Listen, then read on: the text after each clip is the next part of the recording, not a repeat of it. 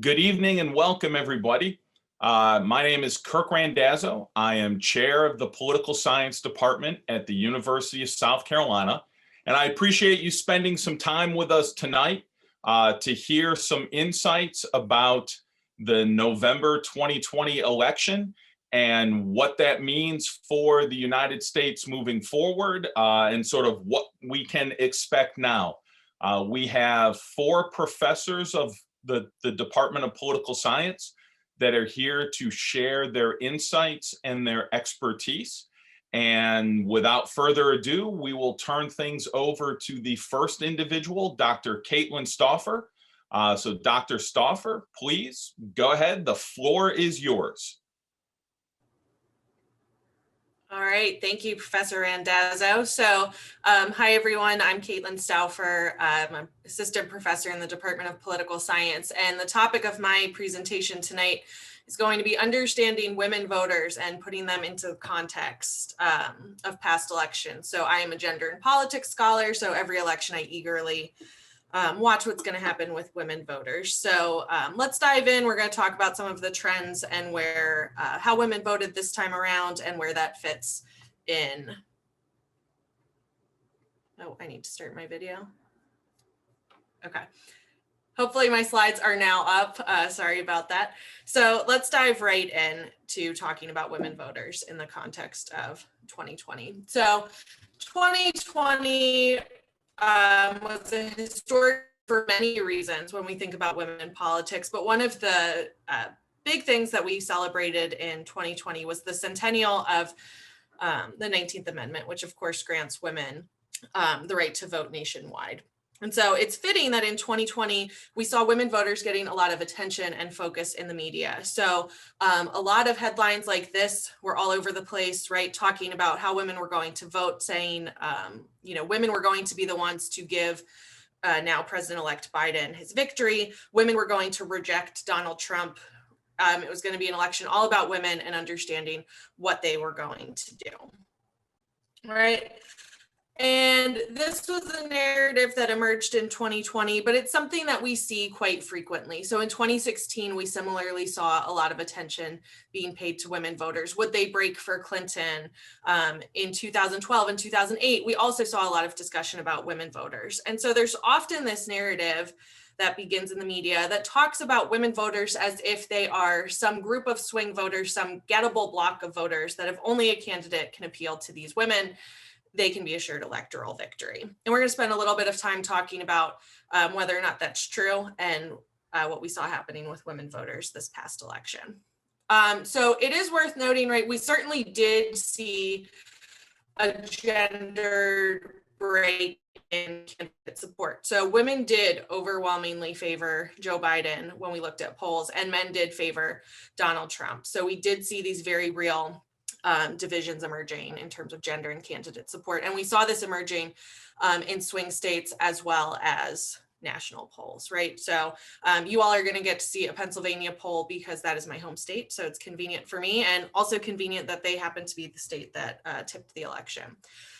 So we see this division in candidate support. And so it's very tempting to conclude that women handed Joe Biden the election. And when we look at exit polling, right, indeed, we see these polls really do kind of bear out when it comes to vote choice. So we see Biden wins women by about 15 points and Trump wins men by about 8. So how do we reconcile this with some of the narratives that emerged immediately following the results of the 2016 election, right? Where there were these narratives where white women broke for Donald Trump, and we saw a lot of questions about, white women betrayed the country, they betrayed other women. Right, we see these narratives emerging. So how do we reconcile that with the results we see coming out of 2020? And the question is, did women shift, and did white women in particular shift back to Biden? And did they help to assure his victory? And the answer to that question is really going to be no, that's not what we saw happening. And in fact, what we saw happen in 2020 with women voters was quite normal and very much within what we would expect when we think about historical trends. So this just kind of gives you a sense of the gender gap in vote choice. We have seen women consistently going for Democratic presidential candidates, since the 80s. And by fairly consistent margins. And so, Clinton carries women as a group by about 12 points, so pretty in line with what Biden ends up getting as well. So the answer to this question, right, it's tempting to think women prefer Democratic candidates and Democratic candidates are making all of these appeals to women. And we certainly see some of that going on. But the real answer to what's going on with women voters is that women are partisans, just like men. And we happen to see a gender gap in party identification in the US. And this is a gap that we've seen for quite some time. And so women tend to be Democrats, men tend to be Republicans in the aggregate. And one thing when I show a graph like this that I always like to point out, what's going on with this gender gap in partisanship really doesn't have much to do with women at all. It has a lot more to do with men. And so if you just look at some of the lighter lines that denote men, we really have seen men shifting far more to the Republican Party and moving away from the Democratic Party, whereas women have been a little bit more stagnant in their partisanship. When we look at polls like the ones that I showed you at the beginning of this presentation, really what we're seeing, what looks like a gender gap is really a party gap. So women tend to be more Democratic. So of course they're going to prefer a Democratic candidate when you poll them and if you don't take party into account. Now, the last couple of things I just want to hit in my remaining time is also to kind of emphasize this idea of the women's vote and whether we should be talking about this concept when it comes to electoral politics. I would argue the answer is really no. Women are not a monolithic group. We don't all think alike. We don't all have the same preferences. There are a lot of other factors and a lot of other features of the identities that women hold that predict their behavior. And so one of the things I'm going to show you, again, some 2016 data, 2020 looks remarkably similar when we pull these numbers. So one of the great divisions among women voters comes down to educational lines. So when we talk about white women voting for President Trump in 2016 and in 2020, what actually we're seeing happening is an education divide, right? And so it's white women who are non-college graduates, right? They overwhelmingly break for President Trump, and women who hold college degrees actually break for the Democratic candidate. And as I said, the numbers are remarkably similar when you look at 2016 as opposed to 2020. I think they only differ by about 1% or so. So we really need to think about these other factors of women's lived experiences before we just kind of lump them all into a single voting block for our discussion. And the other thing I would note, right, if you look at men, we see similar divisions going on. So really this education component is far more powerful in vote choice than any gender gaps that we're seeing. And the same is true of race, right? So I alluded to this earlier. After 2016, white women broke for President Trump, and we saw a lot of narratives. What happened? Why did women do this? We typically think of women as Democrats. Why did white women do this? And we saw a lot of pieces like this, right? Psychologists start weighing in about women and the psychology of abusive relationships, and that's why women voted for Donald Trump. The reality is far more simple, and the reality is that white women tend to vote for Republican candidates. So this just gives you a sense over time. What we have seen when we look at the gender gap in candidate support, it's truly a race gap. It has far more to do with race than it does with gender. As you can see here, right, white women have voted for Republicans in almost every election. There are a handful of exceptions, but for the most part, white women tend to vote for Republicans. And the reason we see women tending to be Democrats really has much more to do with women of color than it does with white women. So a lot of what we saw happening in 2016 and again in 2020 was not all that surprising. And so if I could just leave you kind of with one takeaway about how women voted in 2020, it would really be this, right? There was a lot of hype, and really what we saw was the same thing we always see. So kind of an anticlimactic point, but I do think it's important, again, to remember women are partisans just like men. They're not this gettable block of voters every election. And so I would urge you all to keep that in mind in 2024. When we have another presidential election, we'll probably see these same narratives emerge. And now you all will hopefully know better than to buy in. So I am going to leave it there. Thank you all for coming. All right, thank you, Dr. Stauffer. Appreciate those insights. As we start transitioning to our next speaker, let me first thank both the College of Arts and Sciences and the South Carolina Humanities for their sponsorship of this event. And we now have an opportunity to hear from Dr. Elizabeth Connors. So I will turn things over to her.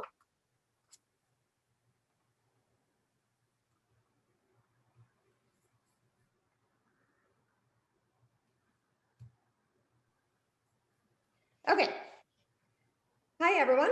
I'm Elizabeth Connors. I'm an assistant professor of political science at the University of South Carolina. And the first thing I'm going to do today or tonight is to give you all a poll with 3 questions.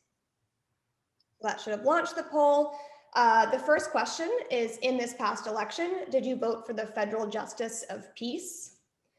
The second question is, in this past election, did you vote for the director of military infrastructure?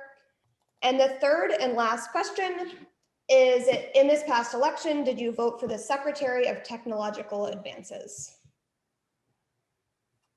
I'm going to give you guys a couple seconds to get your votes in.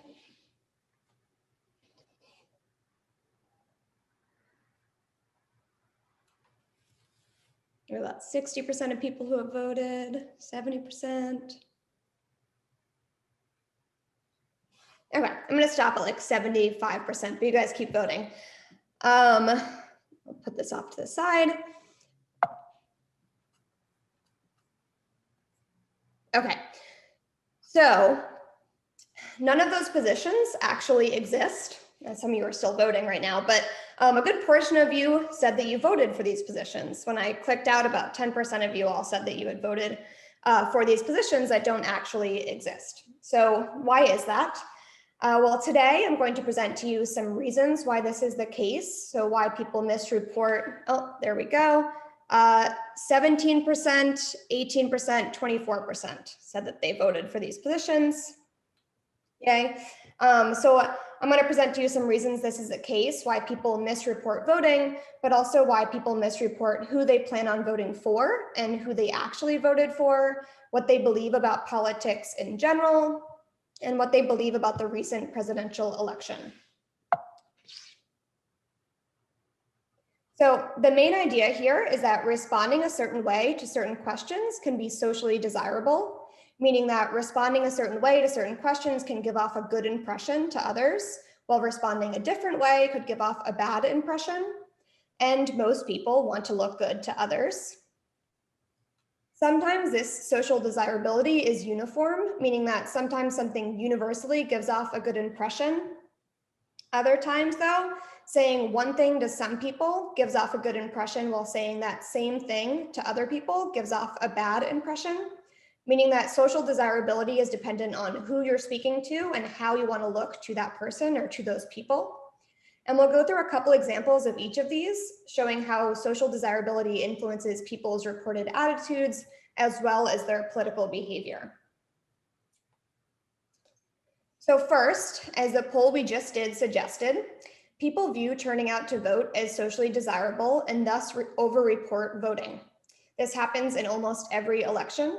While in some cases this could be pure forgetfulness, in most cases it's motivated by the fact that people want to impress others, as I said, and voting is a civic duty that people view as a positive thing.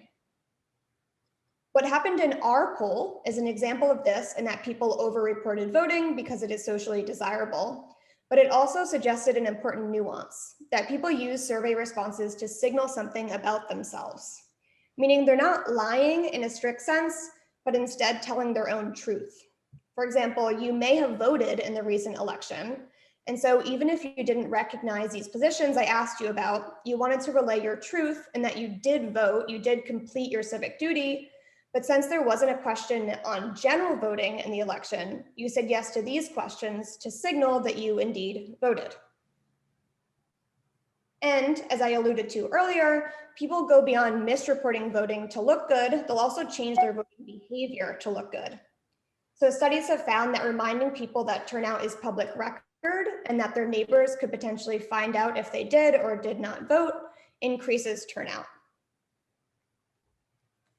So these same motivations to look good and to signal something about yourself affects many things, including claiming political independence because it is socially desirable, claiming stronger effective polarization because it is socially desirable if you are a partisan. So Democrats liking fellow Democrats but hating Republicans, and Republicans liking fellow Republicans but hating Democrats.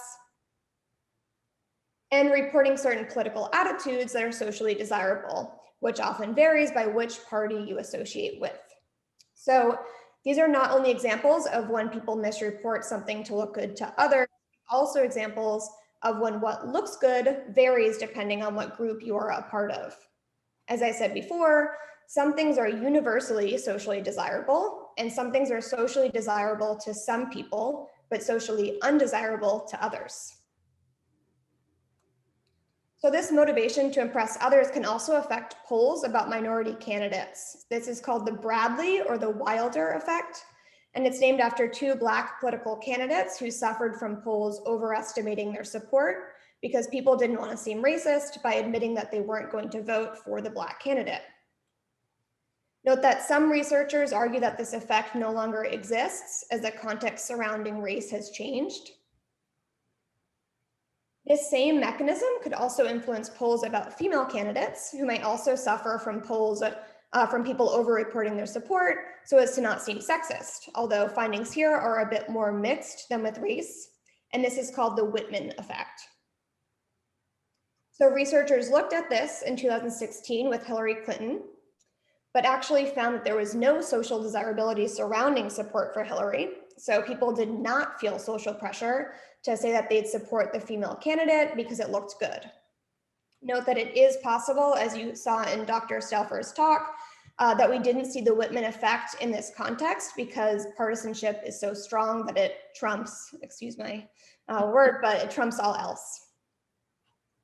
Interestingly, during the 2016 primary, these same researchers found that Bernie, not Hillary, was a socially desirable candidate. He was the cool candidate to say you were voting for. And similarly counterintuitive, during the 2016 general election, the socially desirable thing, especially among Republicans, was to say that you wouldn't vote. This is counterintuitive because what I noted before and how everyone else voted in the poll I gave, that in most contexts, it is socially desirable to vote. So this is yet another example of how context can change what is socially desirable.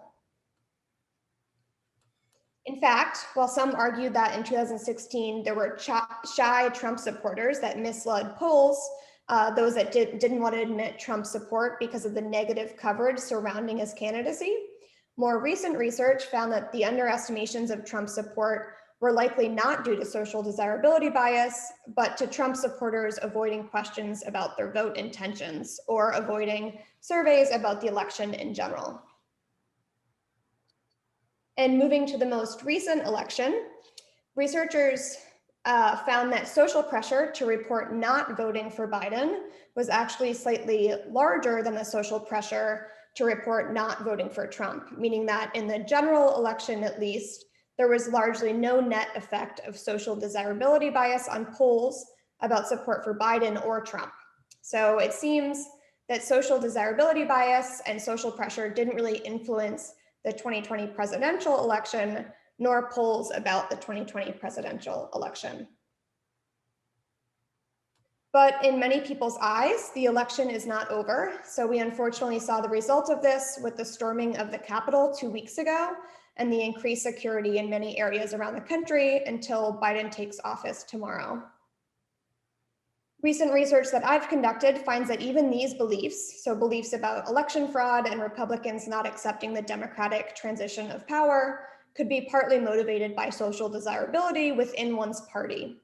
In other words, that among partisans, there is social pressure about the fairness of the 2020 presidential election. For example, Democrats feel social pressure to say there was no election fraud and that we should accept the election results. And Republicans feel social pressure to say the exact opposite, that there was election fraud and that we shouldn't accept the results. And this makes sense when we think about something I noted earlier, that partisans feel social pressure to report greater effective polarization, that among partisans, effective polarization is socially desirable. So with this context in the background, the idea that partisans can feel social pressure to be a strong partisan, we can see why Republicans and Democrats feel social pressure to report different beliefs about the recent election. They feel social pressure in general to be a polarized partisan, and beliefs about the recent election are just an extension of that.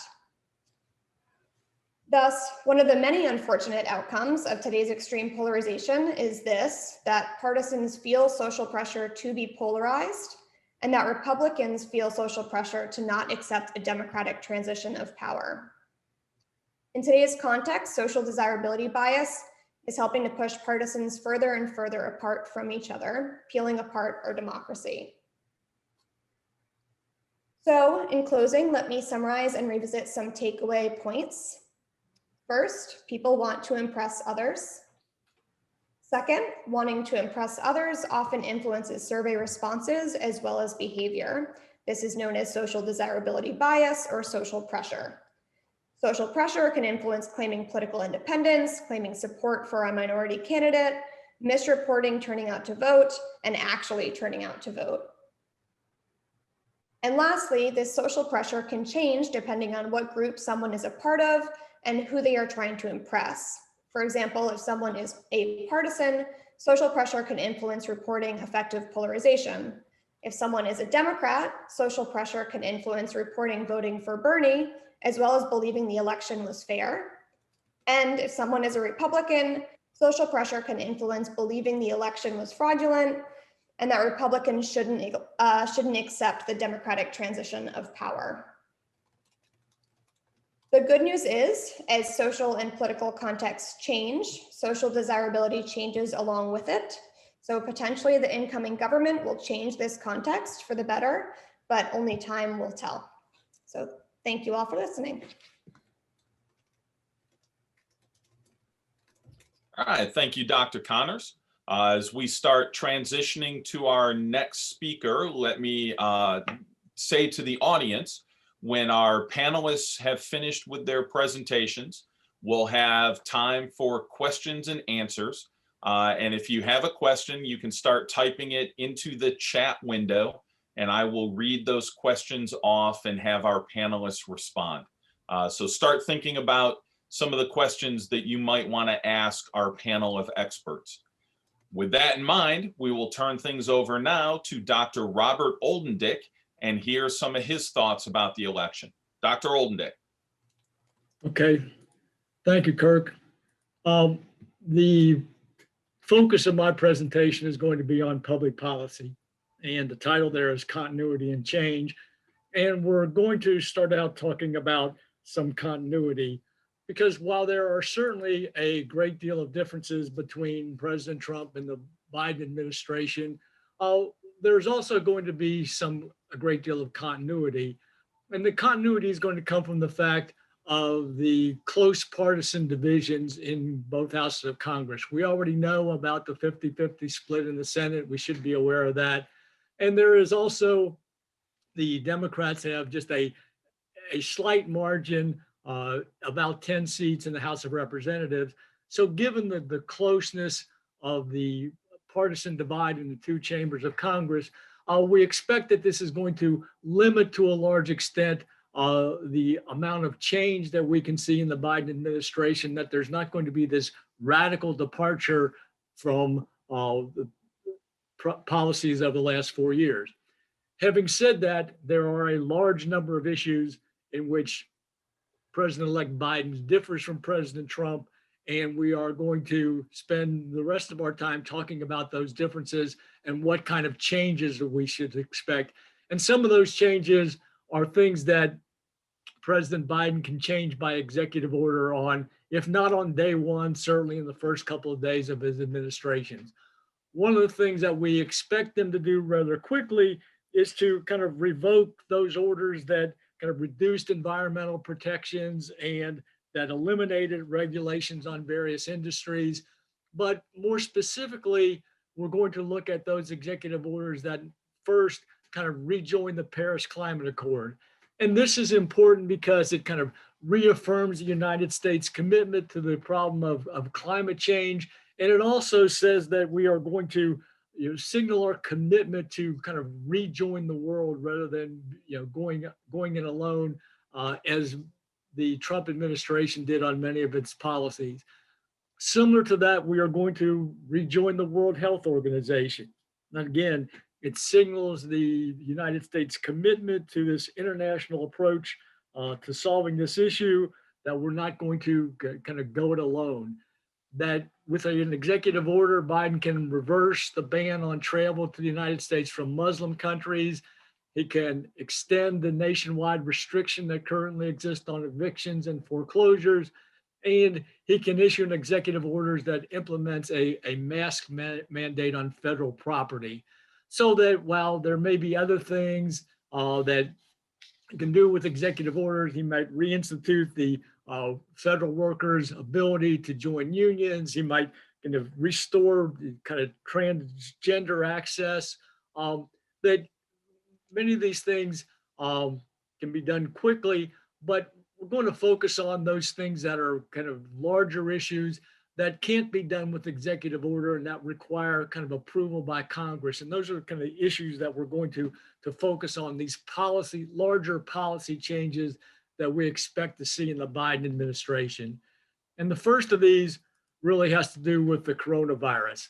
That I have this first because I believe that Vice President-elect Biden believes that this is the most important problem, that if we don't get a handle on the coronavirus, that the other policy implemented changes that administration wants to make are going to be very difficult to implement. So this is job one. And the specific kind of changes that we'll see, there's going to be an increase in funding for a national vaccination program. And a number of these points Biden has signaled in the kind of $1.9 trillion stimulus package that he's put forward.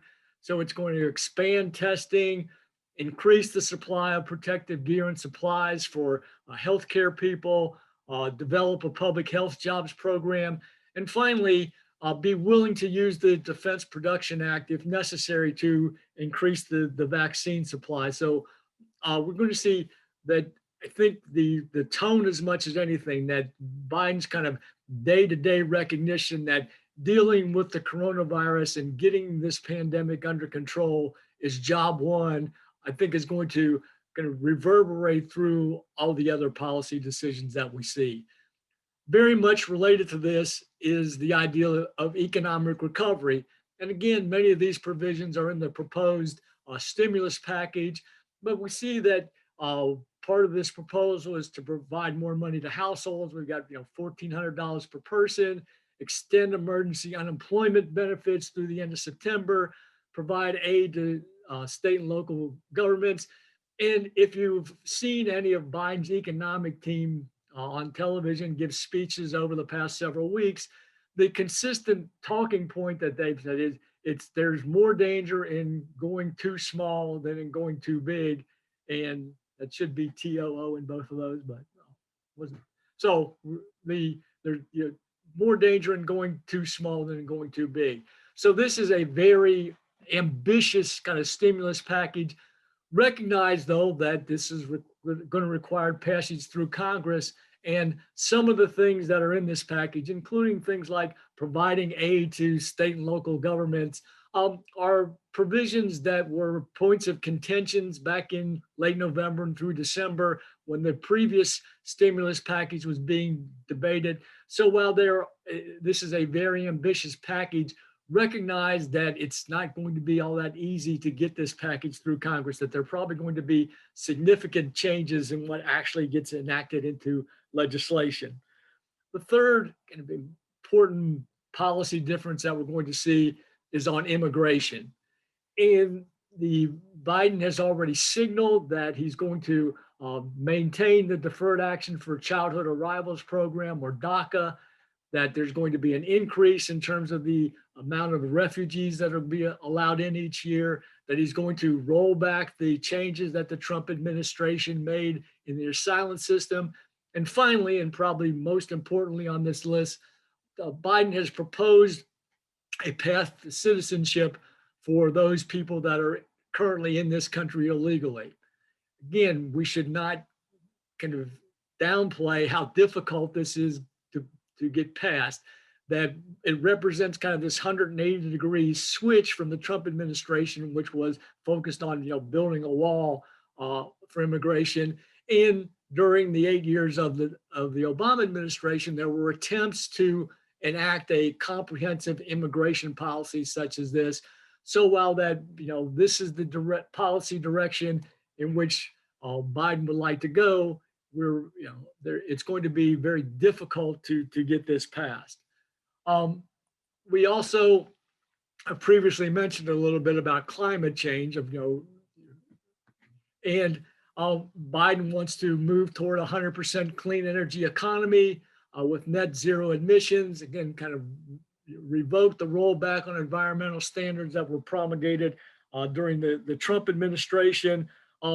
The emphasis on climate change is going to affect across economic sectors, that there's going to be impacts on the auto industry, on transportation, on agriculture, on building energy efficient buildings. But certainly the emphasis and the willingness to believe that climate change is largely caused by human activity and that we should take steps to try to reduce it moves this country's energy and climate policies in a 180-degree different direction. So another area of significant change. We know that Biden wants to tackle criminal justice reform. And among the specific points in criminal justice reform include decriminalizing marijuana, eliminating mandatory minimum sentences for nonviolent crimes, abolishing private prisons, ending the death penalty. But again, the last bullet point there is incentivizing police reforms at the local and state level. Because while some of these policies can be implemented nationally, recognize that in our federal system that the police power largely rests with state and local governments. And there's not a lot that the national government can do to influence policy. So it's a matter of identifying best practices and then incentivizing state and local governments to institute these police reforms and to go by these best practices that will lead to greater reform in the system. As we go down the list here, surprisingly, healthcare is this far down the list if we're looking at it in terms of priority order. But Biden, again, is very intimately involved and was involved in the passage of the Patient Protection and Affordable Care Act, recognizing his experience with that. You notice that there are things about the Affordable Care Act that need to be improved, that need to be fixed. We have to kind of improve the subsidies for people in the middle class so that they can make these healthcare more affordable. That he wants to give Medicare the power to negotiate prescription drug prices, that there's this proposal to create a public option or a government-run individual health insurance plan. Some of these things were considered in the original passage of the Affordable Care Act back in 2010, provisions that didn't make it. Again, particularly given the power of lobbying groups like Big Pharma in terms of prescription drugs. This is going to be a difficult provision to get through in terms of the policy agenda, but it is the direction in which President Biden wants to move the healthcare system, as opposed to President Trump, who from day one was determined to repeal Obamacare and have this this new healthcare plan, which we haven't seen in 4 years. We have the minimum wage. This was part of the economic package, but certainly one of the things in Biden's platform and that the Democratic Party would like to see is an increase in the federal minimum wage to at least $15 per hour. People know the history of the minimum wage. The last time it was raised at its current level to $7.25 was back in July of 2009. So maybe after 12 years, it might be time to consider an increase in the minimum wage. We have new policies on infrastructure. If we'd have been doing this type of seminar or presentation 4 years ago, infrastructure would have been on our list, because going into the Trump administration, a lot of people thought that there was bipartisan support that infrastructure would be a fairly easy thing for people to get behind. Things like the crumbling roads, railways, water systems, utility grids, kind of providing use of universal broadband, and then refurbishing this country's public transportation system.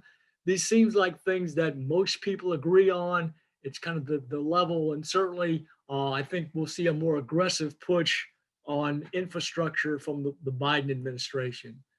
And then we've got tax policy, that the Biden proposal will be certainly not to tax the middle class. Said that if you watch the campaign, there were all these promises not to increase taxes on the middle class, but certainly to change the tax structure, to repeal the changes that were made to the individual income tax rates for individuals with incomes over $400,000, to also look at this group with the very high incomes and to subject those incomes over $400,000 to Social Security tax, and also to increase the corporate tax rate from 21% to 28%.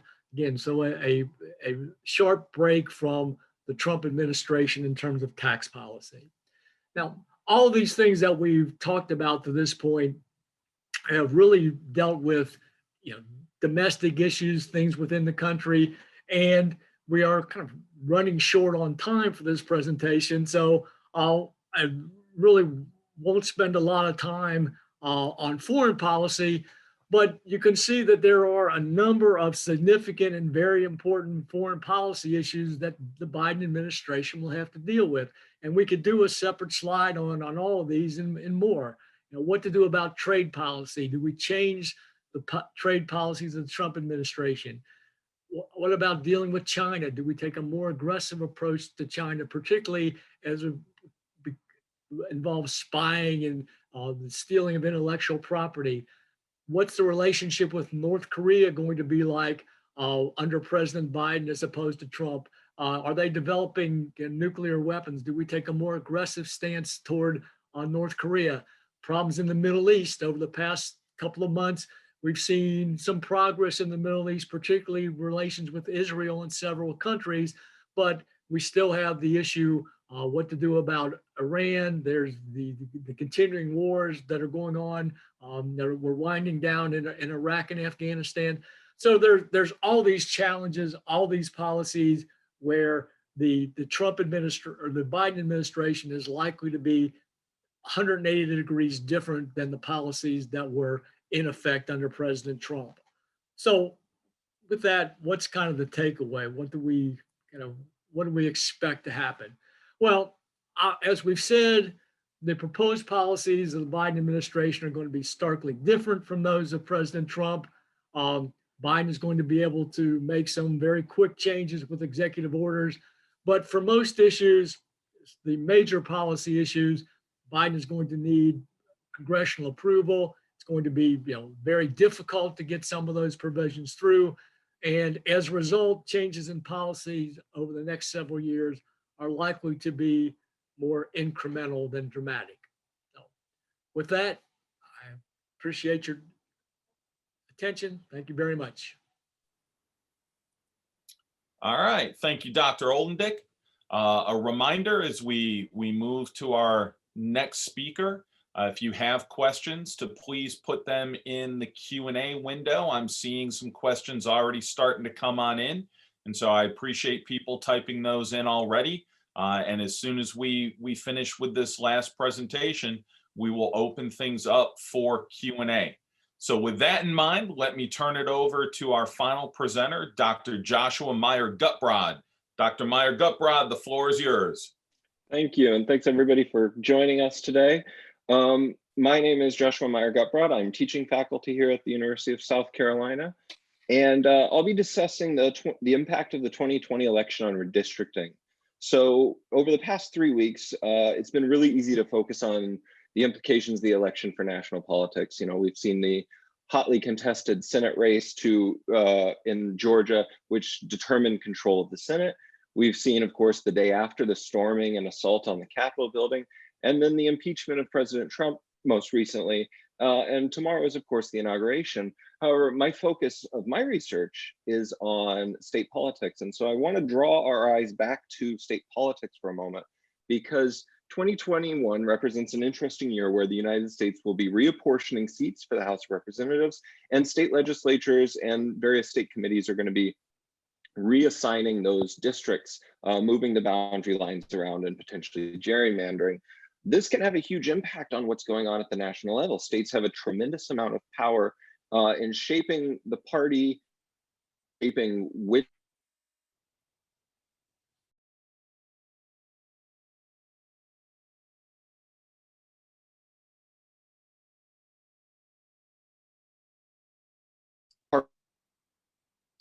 right in. And we just came out of a census year in 2020, and we don't have the numbers for the census year yet, but we do know that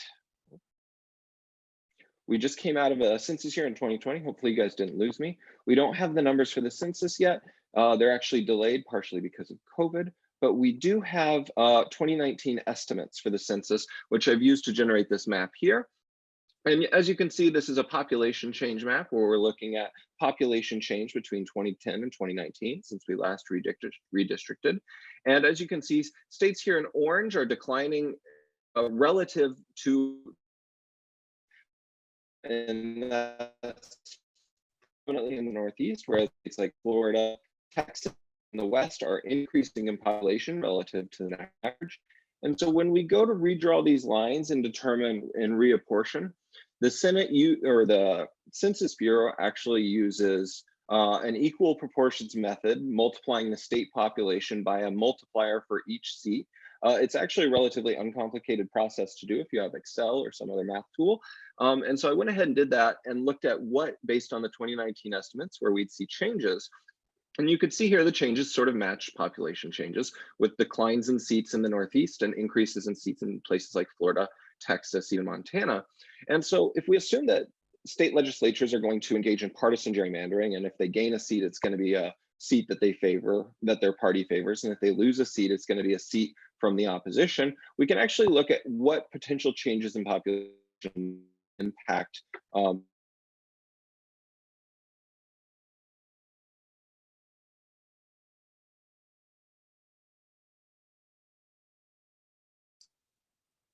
All right, Dr. Meyer-Guprod, we seem to be losing your signal a little bit, kind of fluctuating in and out.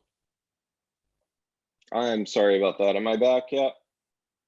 I think we got you now. Excellent. Sorry about that. So we're looking at the map of seats, potential seat changes.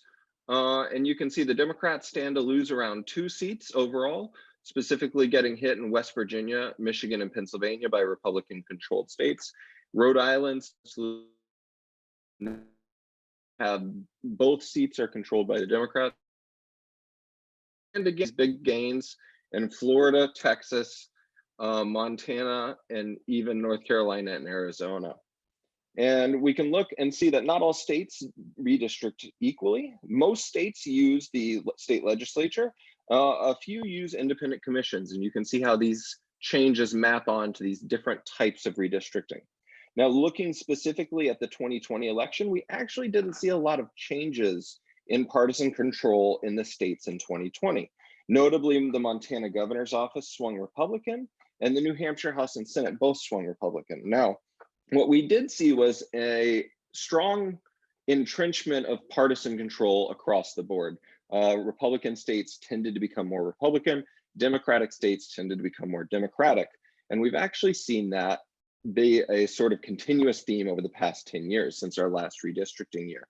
We've seen a number of states, shown here in dark blue, switch to unified Democratic control away from a divided government in 2011, most notably Virginia, and Maine switching actually from Republican to Democratic control. At the same time, we've seen a number of states switch to unified Republican control, and sort of this sort of tightening of control by a single partisan group within the states. Notably here, Arkansas swinging away from Democratic control, and West Virginia as well. And then a select few states have moved into the divided territory, most of them controlled by Republicans, and most of them being influenced by out-party governors. And again, this is a map noting changes in state control since 2011. You'll notice North Carolina is not on here. North Carolina was actually divided in 2011 as well, which is part of the reason that they are a unique state in that they've actually blocked the governor from vetoing redistricting proposals. Other potential impacts in the election are we now have a unified national government under the Democratic Party with the 50 in the Senate, and of course, Vice President Kamala Harris hybrid may choose to go revisit election law, especially with the Voting Rights Act having disappeared under the Supreme Court. They may try and revisit that. This could have significant impacts. However, possibly one of the things that flew most under the radar in 2020 was Puerto Rico voting in favor of statehood again. And this has a pretty significant impact on redistricting because of that unified Democratic control. Because if we look at apportionment in 2021, it changes significantly if we include Puerto Rico, especially if we don't change the number of House seats. And so in this case, we'd actually see a totally different distribution. Without Puerto Rico, we of course saw a 4-point swing towards Republicans, and that's not including efforts by states to sort of entrench partisan control of the House by redistricting in ways, especially given those stronger control patterns that we've seen over the past 10 years. However, with Puerto Rico, a number of changes are notable. First of all, New York is actually losing 2 seats now, as well as Montana falling off the map as far as gaining a seat. In addition, you see Ohio is also losing a seat, as well as Alabama here. All of these have an impact on how going to be redistricting, going to be gain.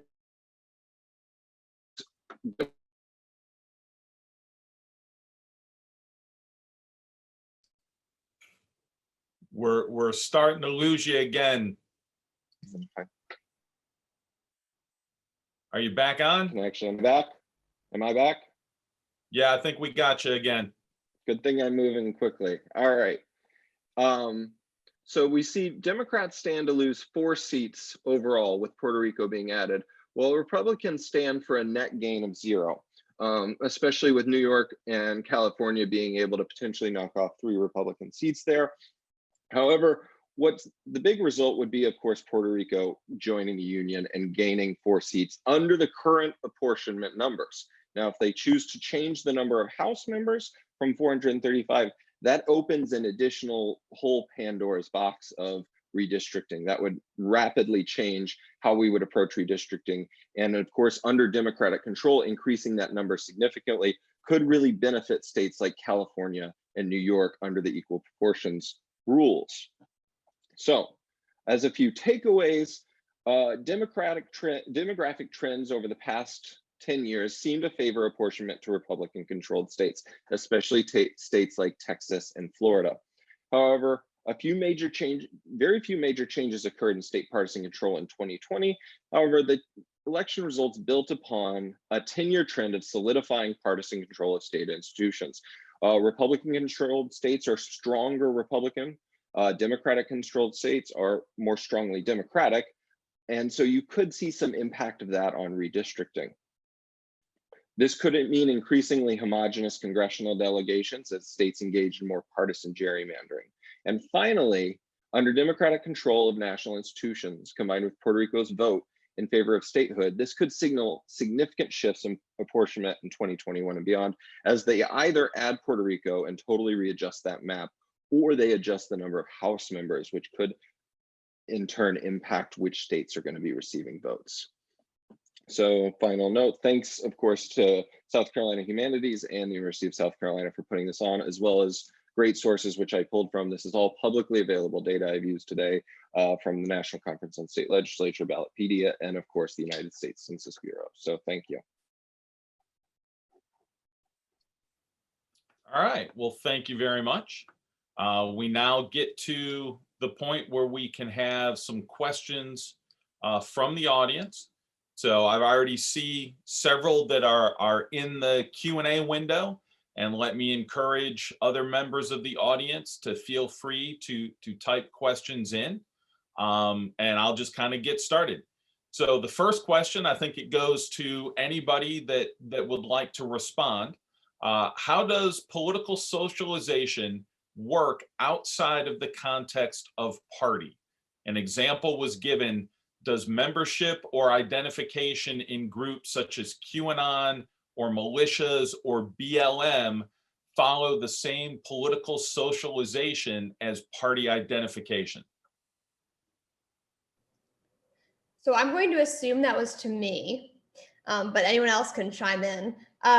Yes, it does. So I just mentioned party. Party is just a very strong identity. So a lot of social pressure happens within political parties, but it also happens within groups, minority groups. There's a lot of research looking at how the Black community has a lot of social pressure around how to vote and who to vote for. And the same would probably be said, I haven't looked at QAnon or militias, but the same would be said of those, I would assume. All right, thank you very much. The next question is actually directed to Dr. Oldendick. Where do you see the Republican Party headed after the Trump era? Very good question. And I'd like to expand it a little bit and say, we can sit here the night before the election and really take this view that we may be at the point where we are closer to a change in the party system than we've been in a long time, because it's not just the Republicans. The Republicans, you can see from some of the internal strife, there's two possible directions. So certainly you're going to have the Trump bloc of the party, which has a lot of the base and is going to have a significant amount of support.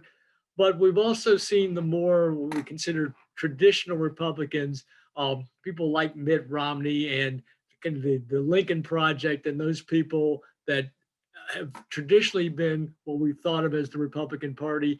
And there's this pressure on those two groups, and there's going to be this battle. And a lot of it's going to depend on what Donald Trump does. If he decides to get out of politics and go and make a lot of money and not be a presence in the political sphere, then that traditional group has a better chance of recapturing the party. But we can't ignore the Democratic side of things, because there's this expectation from the more liberal wing, the Sanders wing, that there's going to be a lot of significant change, that Biden is going to have to, quote unquote, go big on a lot of these policies. And if he doesn't, AOC and Sanders and that wing could cause just as much of a rift in the Democratic Party.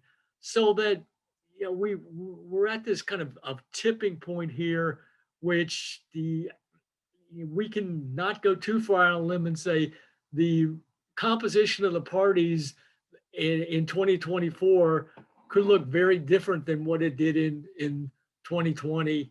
And one of the key figures in that is A, Donald Trump, and B, the amount of legislation that Biden is able to get through, given this very narrow majority that he has in both houses of Congress. All right, thank you very much.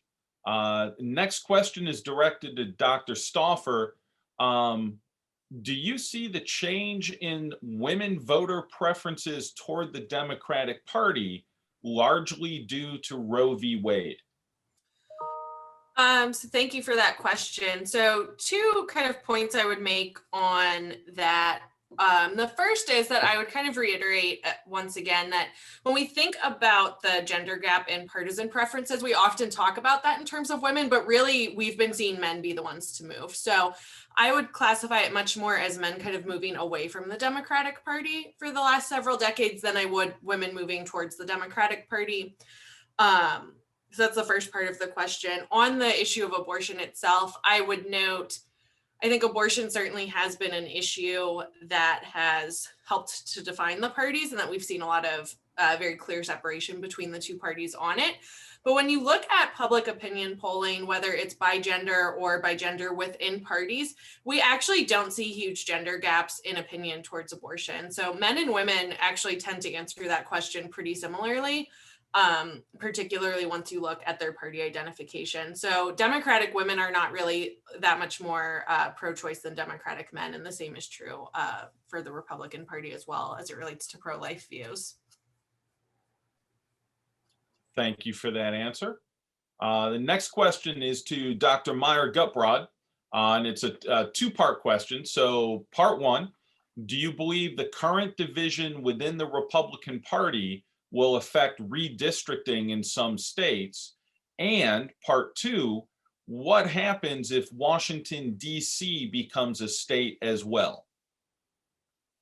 So both great questions, and thank you.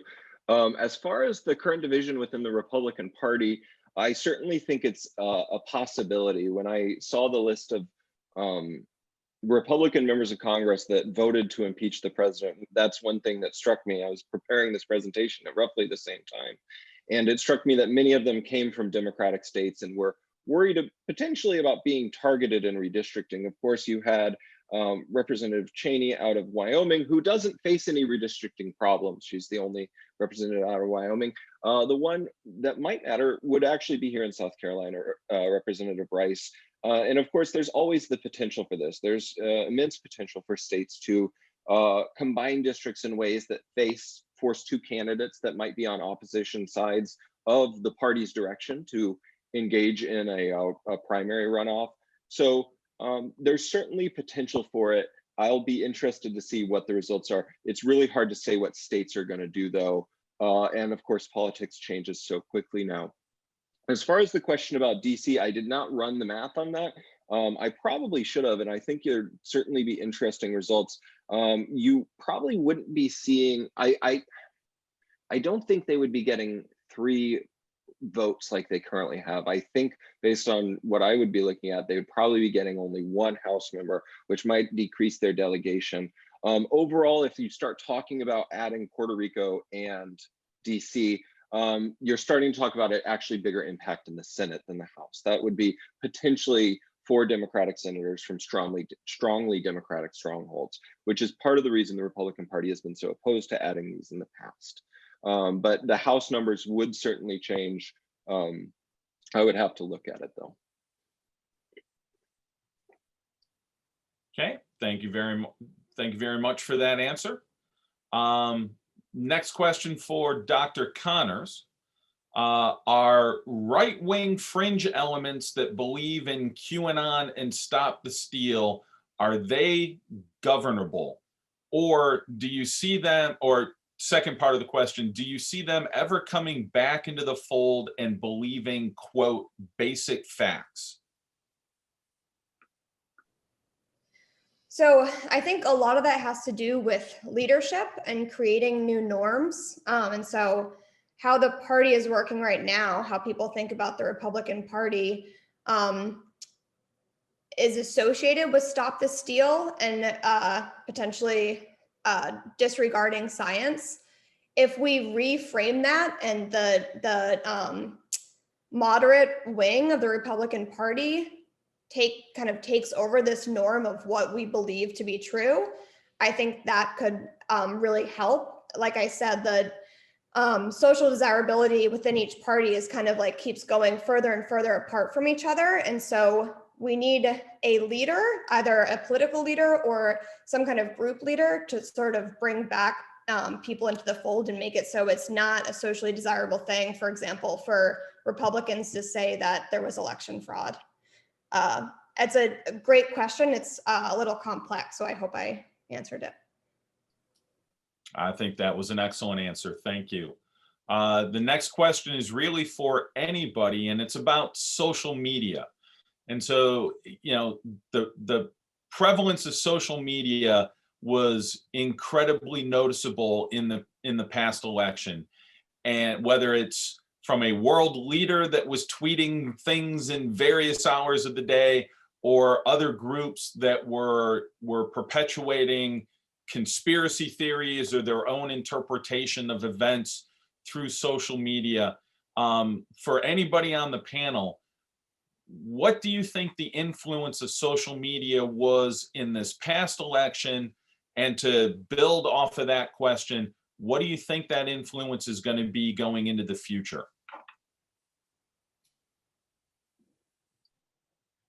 Well, just to start with, I think that it's undeniable that the influence of social media was tremendous during this past election. I mean, we only saw in the past several weeks kind of the major social media platforms taking steps to really kind of rein in content.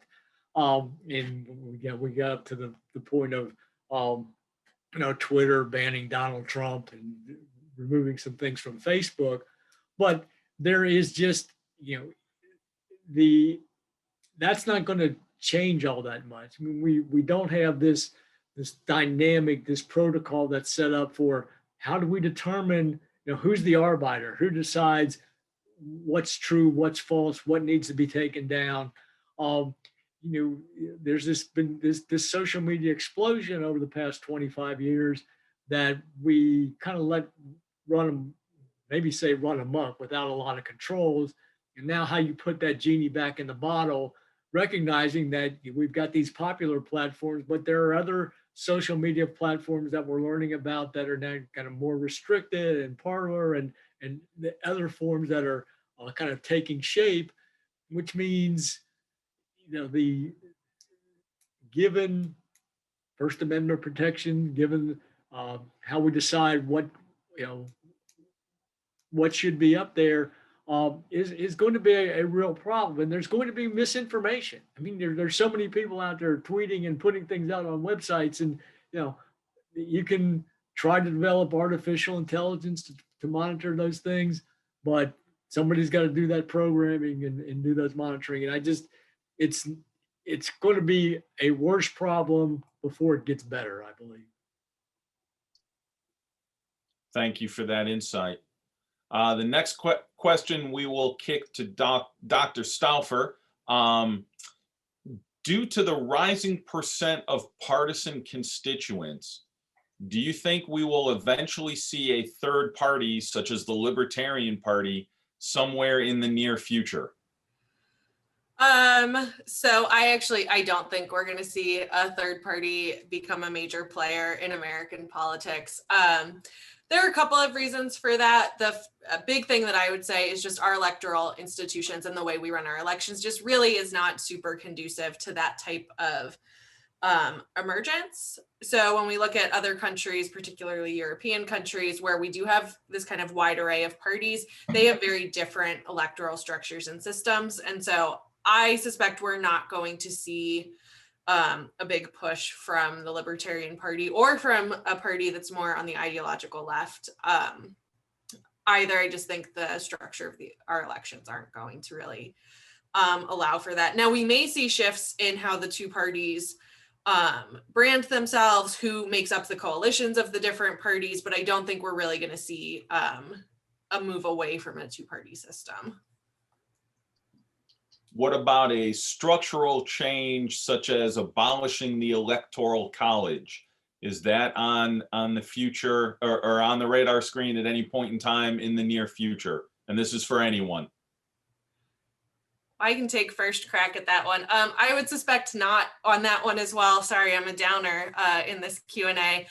And the primary reason I would say that is the Electoral College is a structure that primarily benefits the Republican Party. And we know Republicans control the majority of state legislatures. And so to be able to pass an amendment that would abolish that is going to require a lot of Republicans acting against their own political interests. And I don't think we're going to see that happen. I would add that unless the constituents of the Republicans make a big push for it, but that's a big ask. Just to add one more thing to that, the other sort of change we might see to the Electoral College would be states moving towards proportional representation like they have in Nebraska and Maine. However, I think, you know, the states that might be interested in that, there's an incentive to not do it because you're sort of cutting your own power when you move away from all or nothing electoral college results, which is why we have the all or nothing electoral college results across the board right now. So even that is pretty unlikely. Okay, next question is really a toss up for anyone, but sort of prior to the election, we had calls from various individuals about packing the Supreme Court, expanding the number of justices on the court. And the question is, for any of the panelists, do you believe that the responses of courts in general and of the Supreme Court in particular reduce the discussion of possibly expanding or packing the court? Well, you're the court expert. You should answer that. I was giving it to the panelists. So, but since you just opened up the door, I think the answer is yes. I think, first of all, from Joe Biden's perspective, I don't think there was a whole lot of interest on his part for changing the institutional makeup of the Supreme Court, at least not in terms of the number of justices. I think had things gone differently in the election, those calls would have increased both in terms of frequency and probably volume. But given where things stand now, I think any idea about expanding the number of justices on the court has probably faded to zero.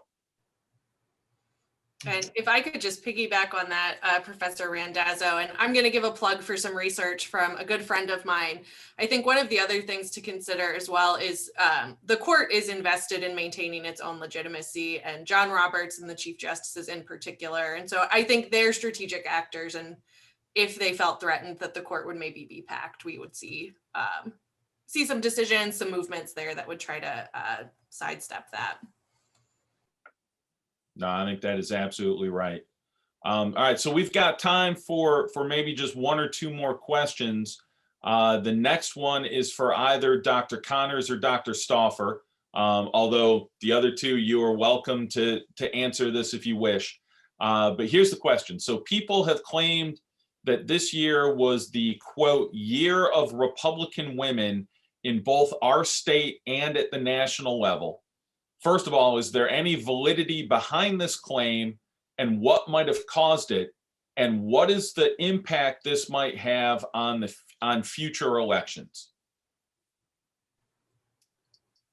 So I can start with that. And sure, I think that's a very fair assessment.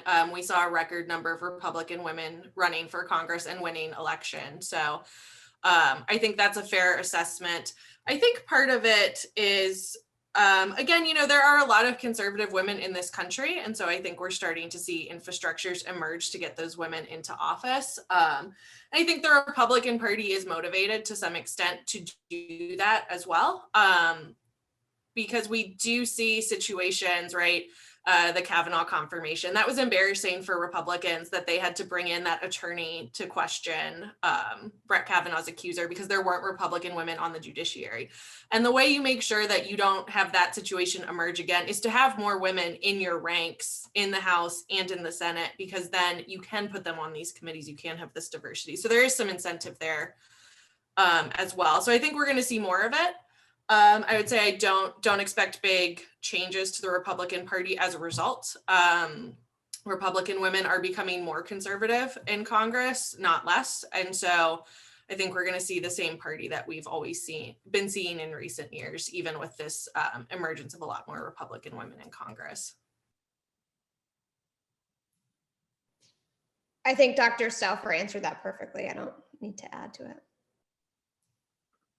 Excellent. All right, so we'll do one more question, and I think this is a very thought-provoking one that will open it to anybody on the panel. So given the increased divisions within the two main political parties, do you think this has weakened their ability to govern? And do you think in the next few years we will see deeper schisms forming from ideologically divergent Democrats or Republicans that are possibly leaving their party?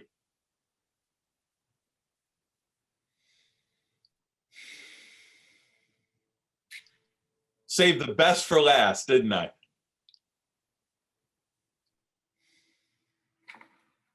Well, given the question, I think we've touched on a little bit of this in previous questions, and we certainly have to realize that the possibility is there, because we've seen polarization between Democrats and Republicans in Congress over the past 25 years, but now we see kind of the structure in place where there is this possibility. On the Republican side, you've got those members of Congress that voted not, in the House of Representatives particularly, that voted not to accept the results of the election. And you've got the more traditional, more conservatives that said, no, this is the rule of law. This is not our function. So you've got that split going in, and there was the split I mentioned earlier on the Democratic side between the very liberal wing, kind of the Bernie wing, and again the more traditional.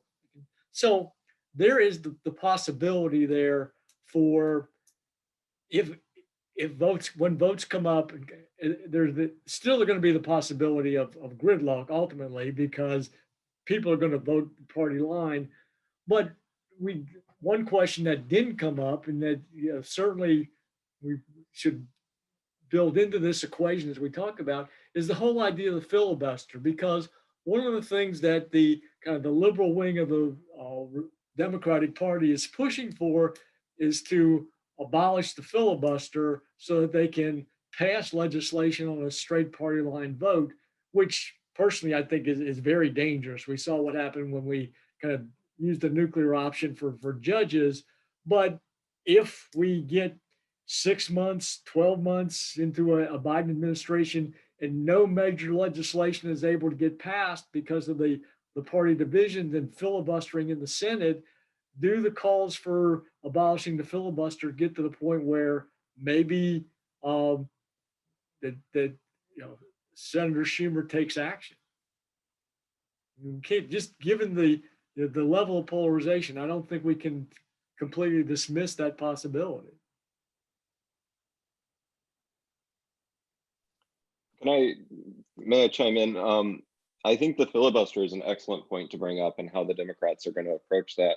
I also think it's important to look at the parties a little bit differently, and to try and consider whether or not the differences, the divisions that we're seeing in the parties are divisions of policy substance or of personality, and to what degree the division in the Republican Party centers on Trump, and whether or not that division persists after he's gone. Once he's out of the picture, do you see a more unified Republican Party on policy, which could lend to more of the invoking of the filibuster situation? At the same time, the other question would be, within the Democratic side, or the divisions, there's not a lot of personality there to divide on. It's much more policy oriented.